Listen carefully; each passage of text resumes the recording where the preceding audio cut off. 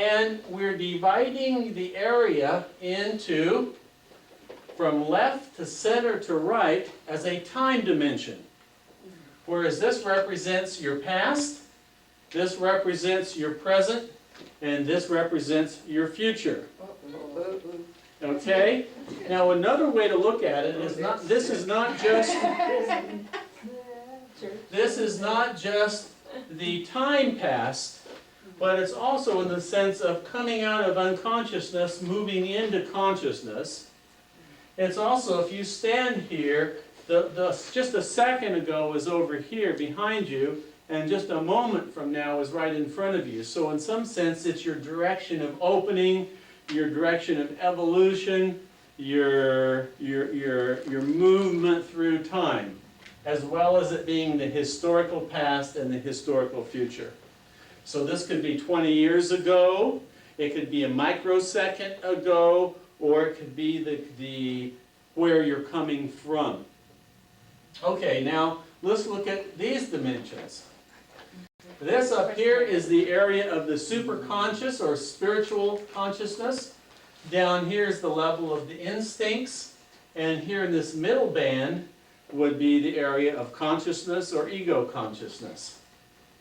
So then up here we're dealing with the superconscious mind or spiritual concerns, or if we think of it in terms of Casey's idea of the unmanifest coming down and manifesting, or the different levels of the mind, then this would be the universal mind coming through the conscious mind and down into the body. Definitely the rootedness, the earth, the heaven, and the surface of things. So we're going to then make this type of division. And as we see later, when we explore the divination game generally, that we take an area of the board that we're playing on and we divide it into areas representing areas of life, and we're doing that with the town test. Now, we have on this grid, we have players, you might say, the actors, and those are the various energy structures, the school, the town hall, the prison, and so on.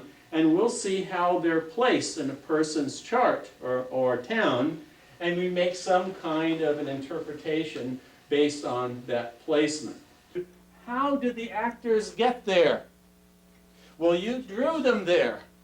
So here it's not, quote, by chance, it's not by a synchronistic kind of a throw, it's because you made choices. At one level you say, well, I was thinking this, I was thinking that. That would be called your rationalization, your conscious reasons for putting this here and putting that there and so on. At the same time, you have to assume that the unconscious was working through you, God working through you, the self working through you, what have you, and letting you make up whatever reasons you want, but at the same time presenting a surprising picture back to you when you start to look at it. Now, one of the things about a divination system like this, it allows you to express, which would be kind of like in handwriting would be another one because you're expressing and so on.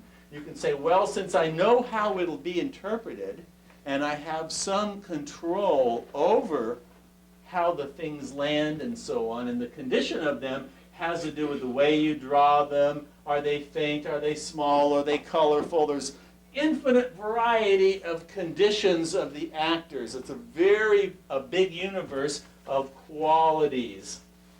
Like, for example, in my church, I have the church upside down on the one hand, and it's the only upside down building in the whole drawing.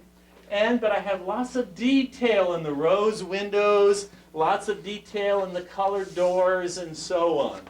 Lots and lots of detail here. So suggestive of, a lot of interest, but at the same time it's upside down. What does that exactly mean? Here my factory, very artistic windows, but totally blank, and you wonder, what does that mean? And so on.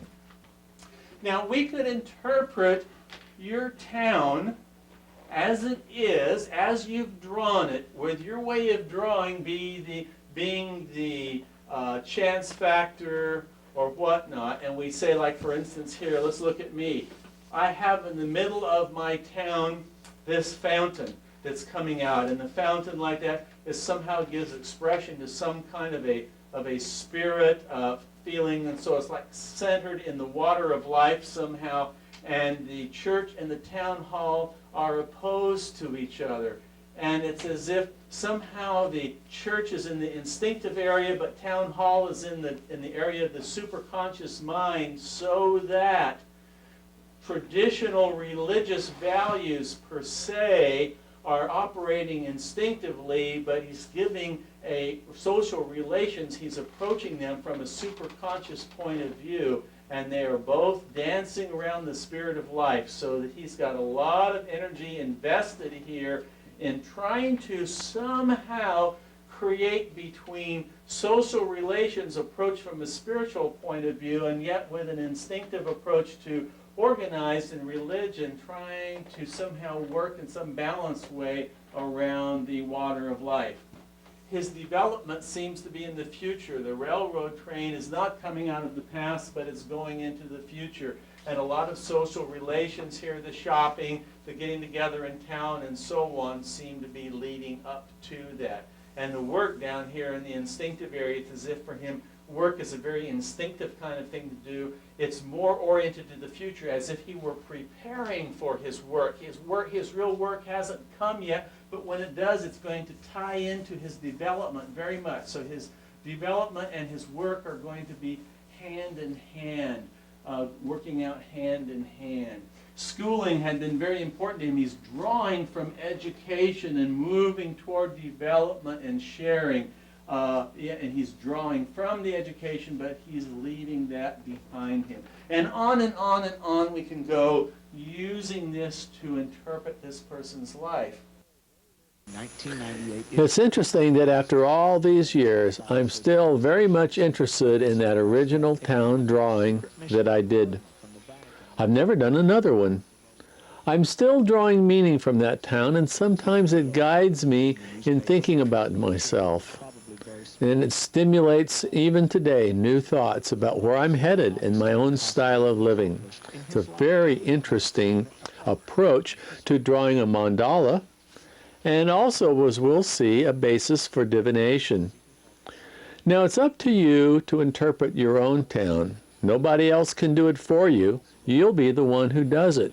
You'll use your intuition, and at the same time, it gets you into the practice of pulling together various symbols, using their placement, telling their story, pulling it together into some kind of meaningful narrative.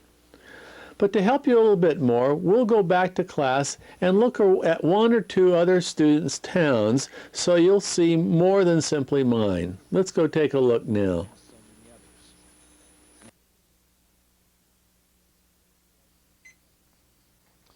One of the things that's most striking about this town is the sense of movement that goes from left to right.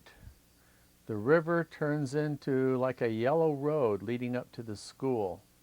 Beneath the school is a prison, and beneath that is work.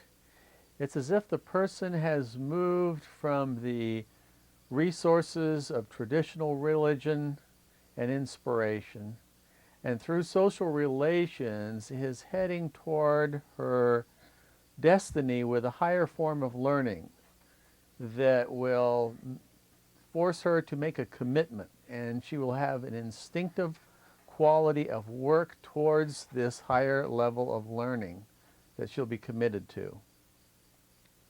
And that this is constantly the direction of her movement.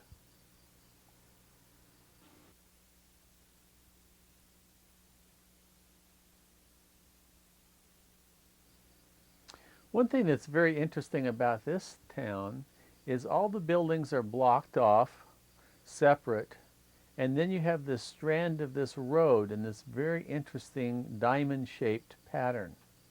And it surrounds the church, and the church really has the only color in the whole town. It's the most colorful. And so your focus is on that. It seems as if there's a focus on traditional religion that has a way of blocking off other aspects of life. Each thing is placed, though, very ceremoniously.